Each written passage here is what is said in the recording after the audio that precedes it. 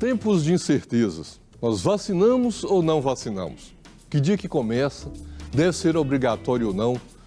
E não está demorando muito ou já está chegando? E assim como viajantes que saem sem rumo em um lugar desconhecido, não sabemos quando chegaremos a um lugar seguro nessa caminhada contra a Covid.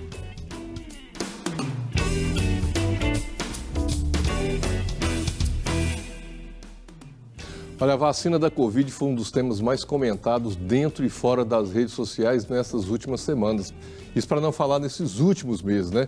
Mas quais são os caminhos jurídicos entre a nossa necessidade, que é real, e a aplicação da dose no nosso braço? Para falar sobre esse longo caminho de leis e entendimentos que a pandemia tem nos feito passar, o Advocacy conta aqui com a participação do Dr. Amarildo de Oliveira. Dr. Amarildo é advogado, já foi já foi procurador-geral do município de Contagem, do município de Brumadinho, professor universitário e está aqui conosco para falar desse tema que agora, parece que agora vai, né, doutor? Agora vai, com certeza um tema ficou aí na mídia e está batendo na cabeça de todo mundo, o pessoal está ficando cansado e a gente pede para as pessoas não se cansarem, porque é um tema importantíssimo que envolve a humanidade, né? Não envolve um país, não envolve uma nação apenas, mas envolve toda a humanidade e um problema de ordem de saúde pública, né, doutor James?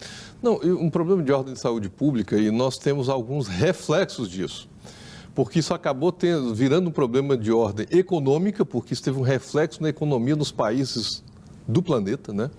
Há pouco dados da economia do Reino Unido que a pandemia causou um rombo de 25% no PIB do Reino Unido, ou seja, o Reino Unido perdeu 25% do seu PIB em razão da pandemia, né? Então, para além da pandemia, da questão sanitária, tem os reflexos disso, né?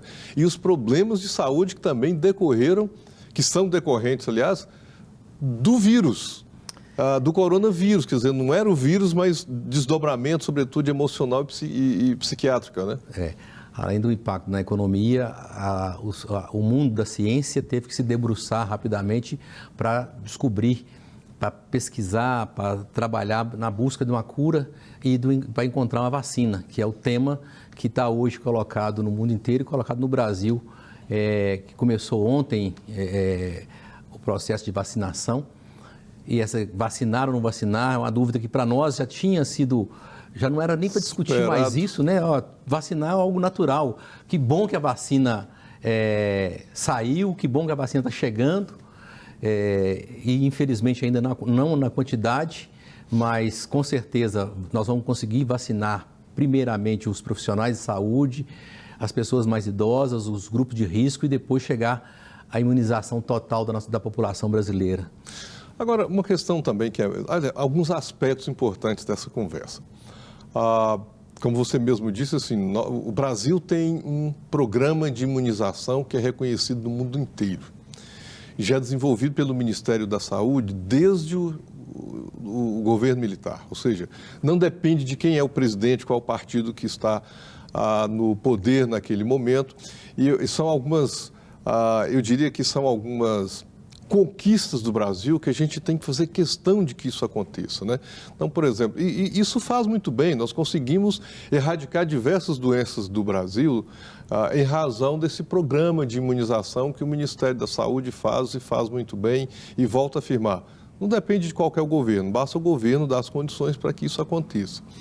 Neste momento, eu acho que, de novo, a gente vive uma situação assim e vale uma fala sua. Chegamos no momento assim, vacina ou não vacina, vacina ou não vacina. Eu tomei inúmeras vacinas a infância inteira, como acho que todo brasileiro, sem discutir se eu deveria ou não, ou seja, nós temos que vacinar. E nessa confusão aí, tem uma vacina tal, a minha única questão é, a Anvisa aprovou? Estou na fila, não quero saber a origem da vacina. Por quê? Porque são instituições que nós temos que preservá-las, independente de qualquer questão política ou de governo do momento, que são as instituições técnicas do país, né? Butantan, Fundação Instituto Oswaldo Cruz, que é o Instituto Manguinhos, lá no Rio, aqui em Belo Horizonte é a Fundação René Rachou, quer dizer, essas instituições elas não podem ficar à mercê de qual que é o grupo político que está no poder, porque isso tem a ver com com a vida do brasileiro por gerações e gerações, né, doutor? Então, digo isso para lembrarmos o seguinte: temos aí muitas questões políticas, questões ideológicas, questões de governo e de oposição, mas essas instituições precisam ser preservadas do nosso debate para que a gente não prejudique o Brasil e elas, e consequentemente, a população brasileira de volta nessa discussão, né? Com certeza, a vacinação é uma política de Estado, não é uma política de um partido ou de um governante. De um governo, exatamente. É uma política de Estado. Independente de quem está à frente do governo, essa política tem que existir e de forma vertical, né? Governo federal, governo do Estado e governos municipais, todos empenhados e assumindo esse compromisso, porque é um compromisso que é de proteção à vida, da saúde. Então, isso não dá para poder ideologizar ou discutir se cabe ou se não cabe. Né? Nós fizemos agora há pouco, nesses debates aí, se a vacina era obrigatória, se o Estado vai vacinar as pessoas.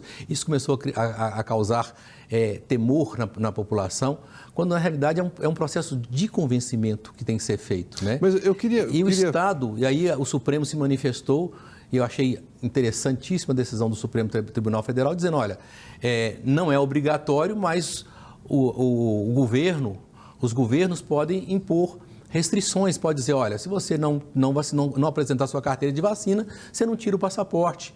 Se você não apresentar sua carteira de vacinação, você não terá esse ou esse direito. E isso o Estado pode colocar como uma forma de demonstrar para aquele cidadão de que ele, quando ele se imuniza, ele não protege só a ele, ele protege a ele e protege os demais. Né? É uma questão do interesse público coletivo que se coloca. Mas, doutor, bom, eu quero comentar um pouquinho desse assunto, mas antes eu queria voltar especificamente à vacina coronavírus, né, contra o coronavírus, porque a história mostra que uma pesquisa para chegar numa vacina, ela demora anos.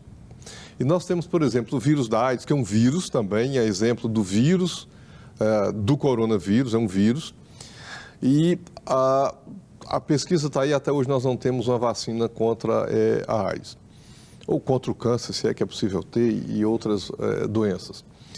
E alguns laboratórios do mundo todo e as universidades, no Brasil não tem só a pesquisa do Butantan e da Fiocruz, as universidades estão trabalhando com pesquisa, né? São várias. Nós temos aqui um vídeo, eu queria que você nos acompanhasse, de um pesquisador da Fiocruz, que é a Fundação Instituto Oswaldo Cruz, e o pesquisador Alexandre, nós vamos colocar, que é para entender assim, qual que é a diferença quando nós falamos, o que é o vírus, aliás, perdão, o que é a pesquisa da Coronavac, ou então a pesquisa Oxford, que é a outra que o Brasil vai fazer a distribuição aí pelos 4 cantos do nosso território para vacinar todo mundo. Então vamos ouvir esse vídeo e nós vamos continuar a conversar sobre esse assunto na sequência. Bom, toda vacina, como qualquer fármaco, pode ter efeitos colaterais. Normalmente, os efeitos são no local da aplicação, como, por exemplo, dor, um pouco de sensação de que o local da injeção ficou endurecido, mas são efeitos brandos e nem de longe se comparam à eficácia e a segurança dessas vacinas e o benefício que elas trazem. Essas vacinas foram todas testadas na população, ainda que em tempo recorde, mas de forma séria, e os estudos demonstraram que elas são tão eficazes quanto seguras. E quando dizemos, por exemplo, que uma vacina tem 70% de eficácia, nós dizemos que cerca de 70% das pessoas vacinadas, isso é, 7 em cada 10, estarão de fato protegidas contra a infecção pelo coronavírus. Boa noite, meu nome é Alexandre de Magalhães Vieira Machado, eu sou pesquisador do Fiocruz e nós estamos vivendo um momento muito importante na história da medicina, que é um grande passo no enfrentamento da pandemia de Covid-19, que é a utilizar o início da vacinação em massa contra essa doença. Para esse fim, até o momento, nós temos 3 vacinas utilizando 3 tecnologias completamente diferentes. A primeira delas utiliza o vírus inativado, que é uma tecnologia bastante clássica, na qual o vírus ele é inativado por procedimentos ou por formaldeído ou por beta-propilactona, mantendo, apesar da inativação, a capacidade de induzir anticorpos.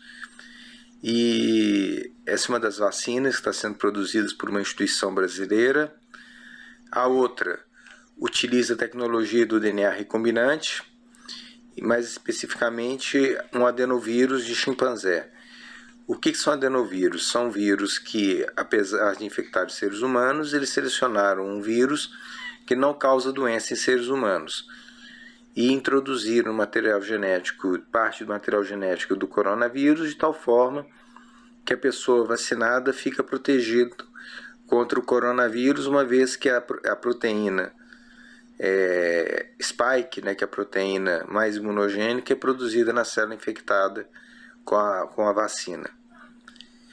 A terceira vacina de qual nós agora dispomos é baseada no RNA mensageiro, e essa vacina ela tem como característica, né, a utilização de um RNA sintético encapsulado numa estrutura de tal forma que quando o indivíduo é vacinado, esse RNA produz a proteína do COVID, uma das proteínas, e leva o organismo a responder produzindo anticorpos. É isso, né, Jaime? Se a ciência, se os cientistas trabalharam e apresentam uma solução com essa segurança, quem somos nós vai ficar questionando e duvidando? É tomar logo a vacina para poder nos proteger. Não, eu quero falar, estou terminando aqui o bloco, eu quero voltar a falar dessas 3 pesquisas que estão sendo feitas, porque num dado momento a gente sempre entendeu assim, a vacina é quando injeta o anticorpo para que o nosso organismo se fortaleça, combatendo aquele anticorpo, e depois ele vai combater o vírus se aparecer realmente, né? Então, assim, acho que é interessante que mostra que a ciência ela avança e tem mais de um tipo de pesquisa, mais de um método de pesquisa, mais de uma linha de pesquisa, para que também acelere a produção de uma vacina, sim, para pegar o mundo todo ao mesmo tempo, quase que, né? Nós terminamos o bloco anterior, vimos aqui o vídeo de um pesquisador da Fiocruz. Nós sabemos que a Fiocruz participou da pesquisa em parceria com a Oxford, que é o instituto, que é a indústria que produziu parte da vacina que o Brasil vai usar, que é inglesa, né? Em parceria também com a Rússia. E ele falando sobre esses 3 métodos diferentes, pesquisas diferentes sobre a vacina. E eu encerrei dizendo que a gente só conhecia um, né? Põe um vírusinho morto lá e a gente cria anticorpo e está resolvido o problema. Isso soa, Amarildo, para mim de uma forma diferente. A ciência avança, né? Graças a Deus, né? E ainda bem que avançou, neste caso, com muita velocidade, porque...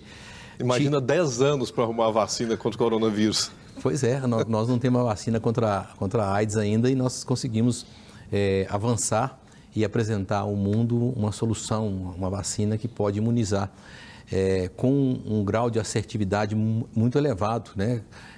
Algumas dessas aí apontando para 94% de assertivas, né? Eu acho que parabenizar a nossa ciência, confiar na nossa ciência ainda mais e passar para a nossa população que é importantíssimo vacinar, não ter medo da vacina.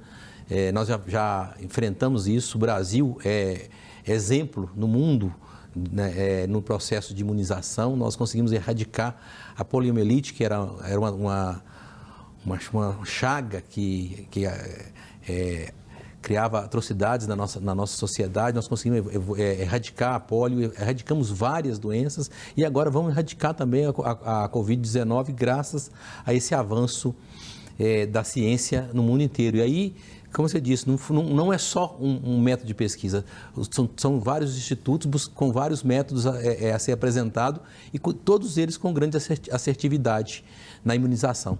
Né? Agora, também tem, assim, aí tem o folclore do brasileiro. O brasileiro adora um folclore, né? Cria uma situação ali e com rede social, então, isso, assim, explodiu. É importante, é interessante ouvir aí sobre esses métodos de pesquisa, porque, se não me engano, o presidente fez algum comentário sobre vai virar jacaré, pronto. Agora, tudo fala sobre virar jacaré. Por quê? Porque o método é diferente, né? Não é, vai ver qual que é o material genético do vírus, Mas isso não vai ter efeito, acho que é interessante dizer isso. Isso não vai ter efeito na nossa vida, nós não vamos ter uma alteração também no nosso material genético se recebermos essa vacina para combater ou para prevenir contra o vírus, o coronavírus, né? A preocupação da população são os efeitos colaterais. E é bom que a população comece a se preocupar com os efeitos colaterais da vacina, com o problema que a população se preocupa com os efeitos colaterais da vacina, mas não se preocupa com os efeitos colaterais da automedicação, que é muito grande no nosso país, né?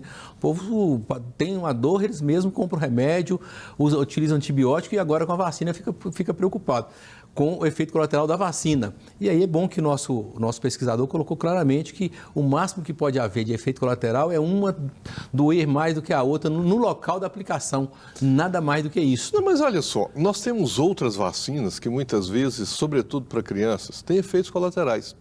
Dá alguma febre, dá alguma reação orgânica para além da dor. Ninguém deixa de tomar por causa disso, né?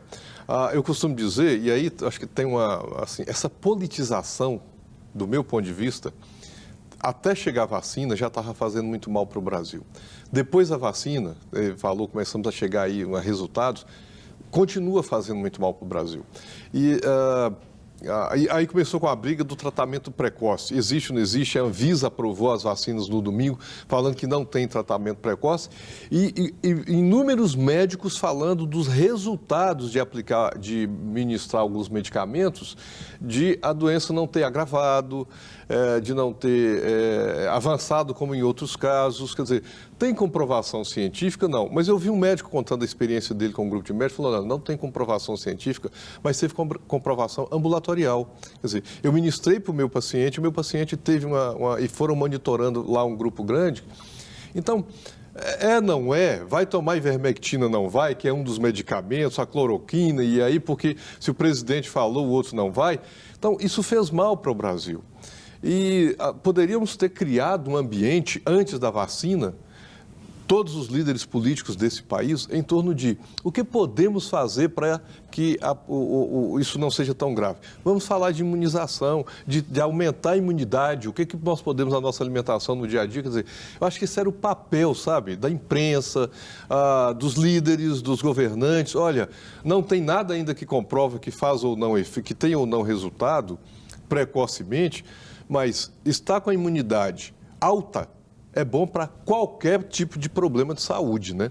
Então, acho que houve uma falha nisso. Elevar o debate, não polarizar colocar o debate rasteiro. E não polarizar. Polarizado no ponto de vista ideológico, né? Quer dizer, quando você fala assim, olha, quem decide isso é a medicina, quem decide isso é a pesquisa, é a ciência que decide sobre isso. E é o médico que determina se você precisa ou não desse ou daquele remédio.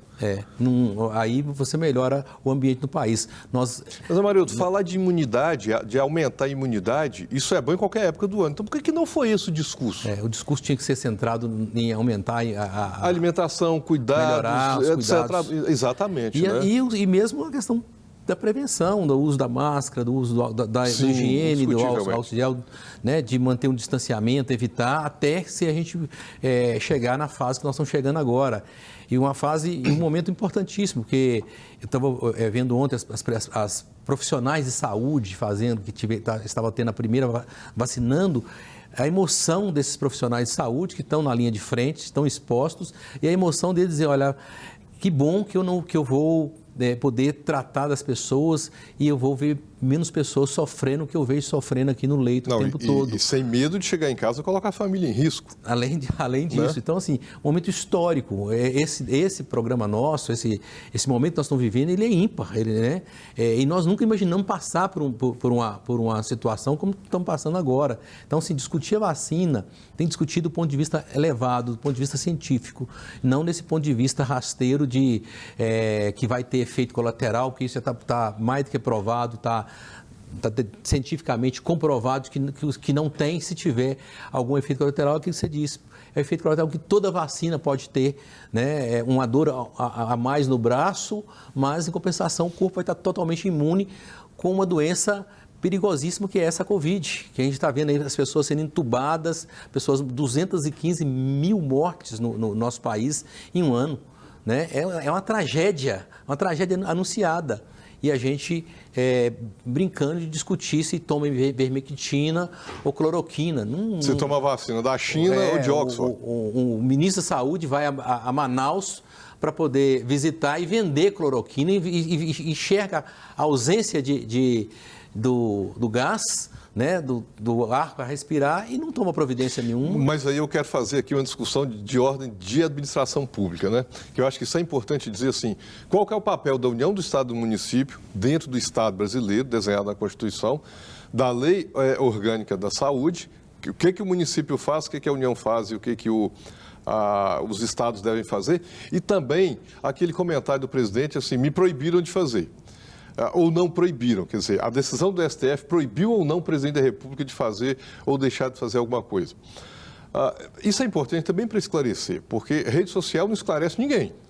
Comentários em redes sociais, muitas vezes, eles mais confundem, porque, eu assim, não estou falando mal das redes sociais, mas da forma como nós, usuários, utilizamos as redes sociais.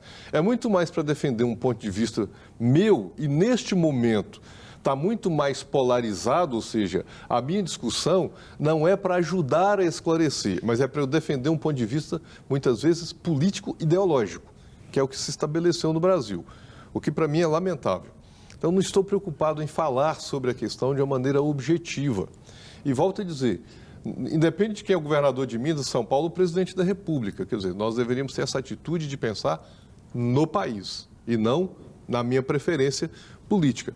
E eu estou aqui te provocando porque, por exemplo, o STF decidiu o seguinte, olha, sobre a prevenção dos municípios no estado, fechamento de parte de atividade econômica local, isso é com o local mesmo, né?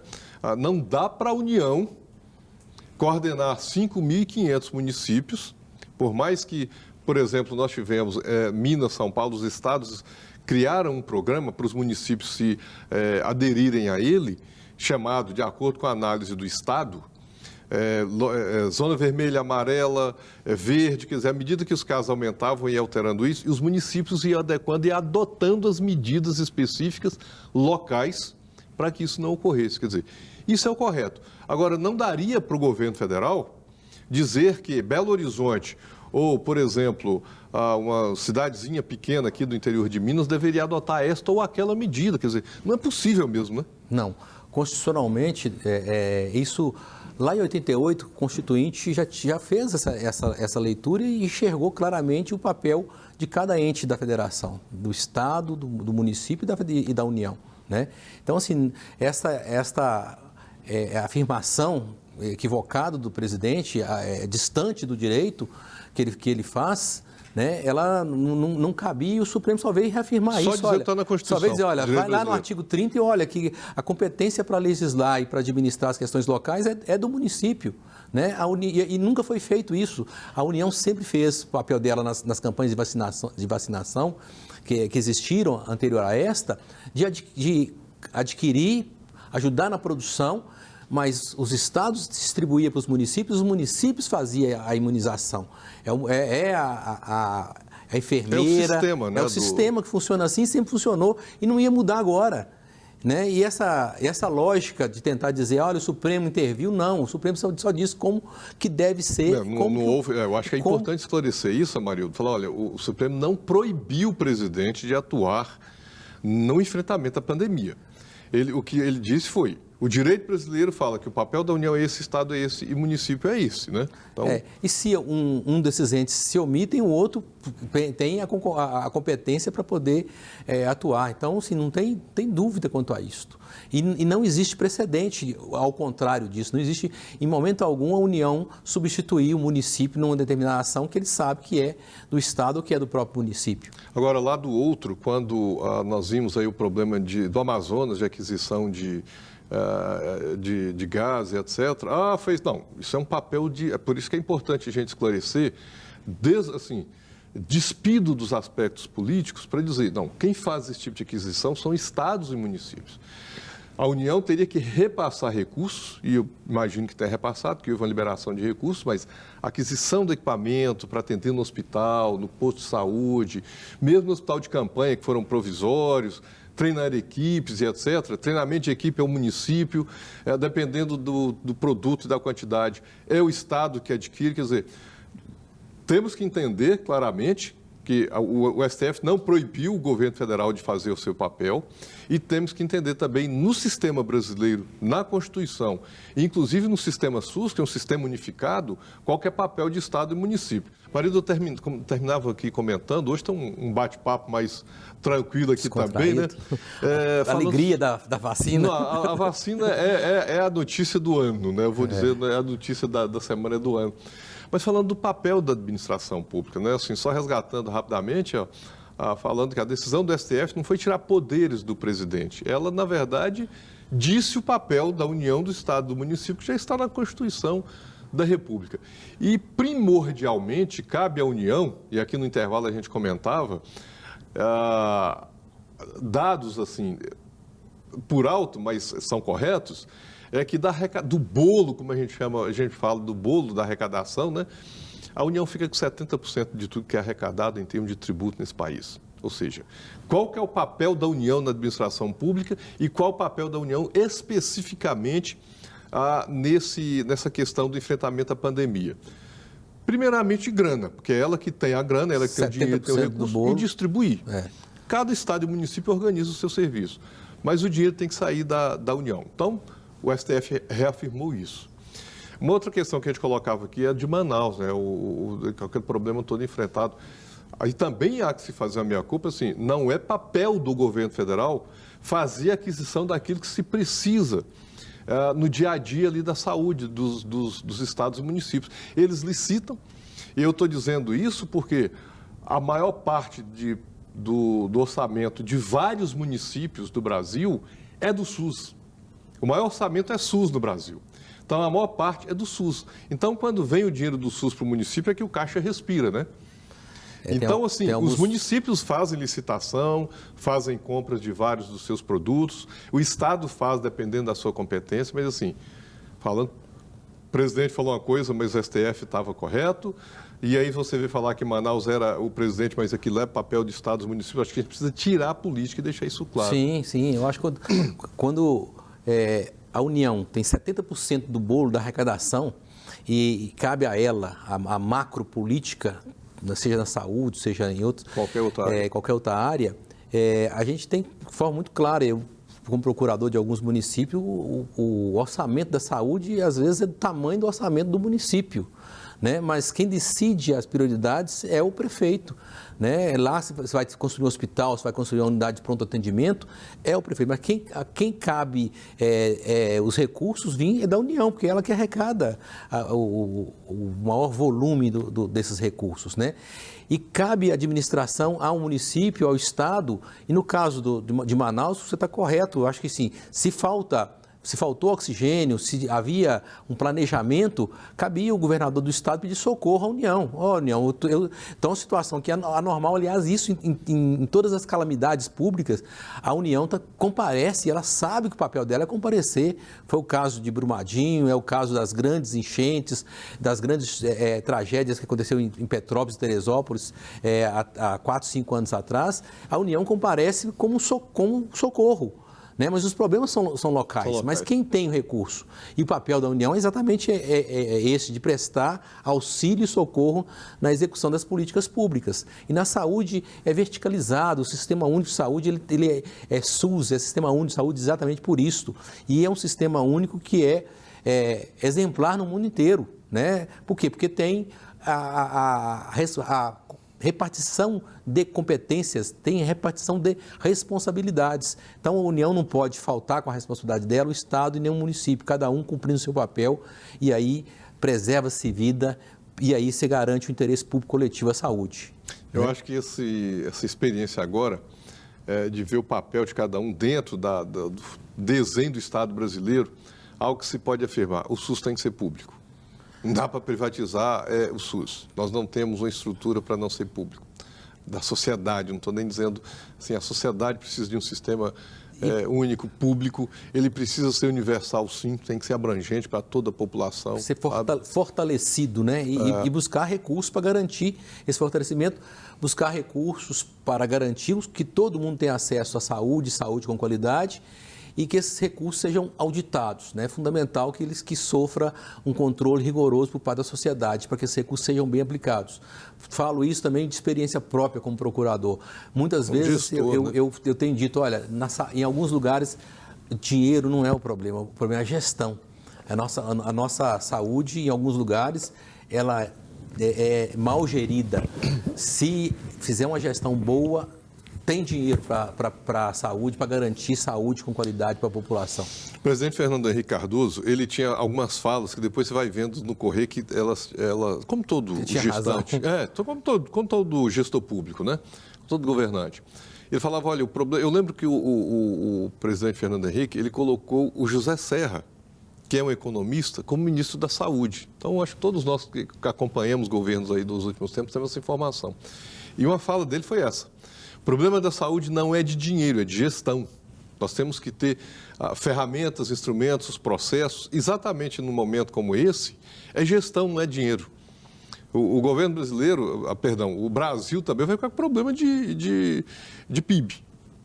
Vamos aumentar a dívida pública, nós vamos ter um déficit muito maior do que se previa, claro, tem que investir no auxílio emergencial, num programa que não estava previsto, vai aumentar o déficit. Isso é indiscutível. Agora, dinheiro não pode faltar, mas se não for bem gerido, e a gente comentava aqui, a Polícia Federal tem esse levantamento que 60% do dinheiro que foi liberado, há suspeitas de que possa ter sido desviado. De que forma?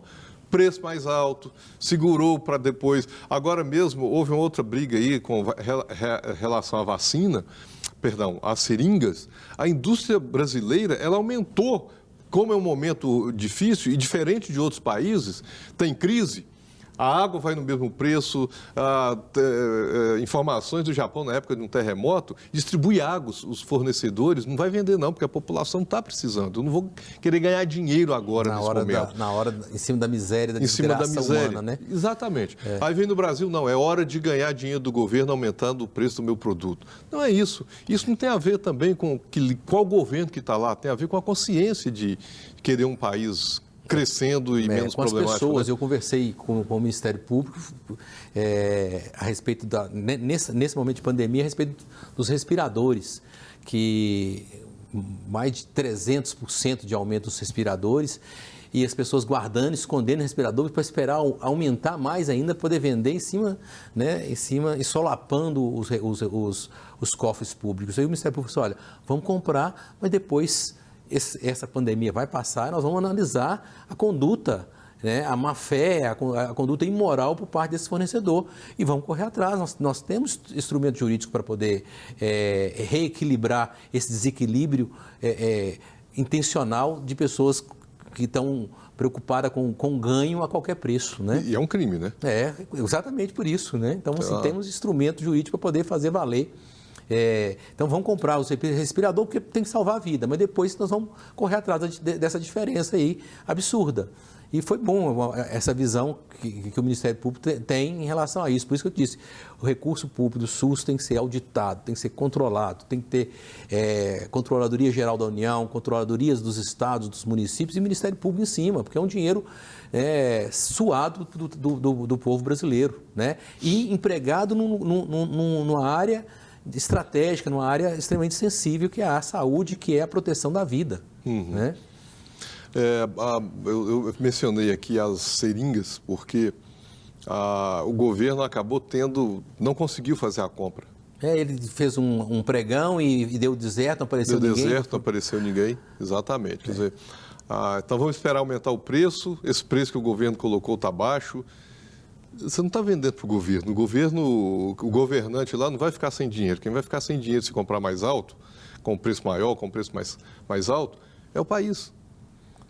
O país como um todo, né? E o governo tem instrumento constitucional e jurídico para poder, se fosse o caso, requisitar esse bem público a serviço de um interesse coletivo maior.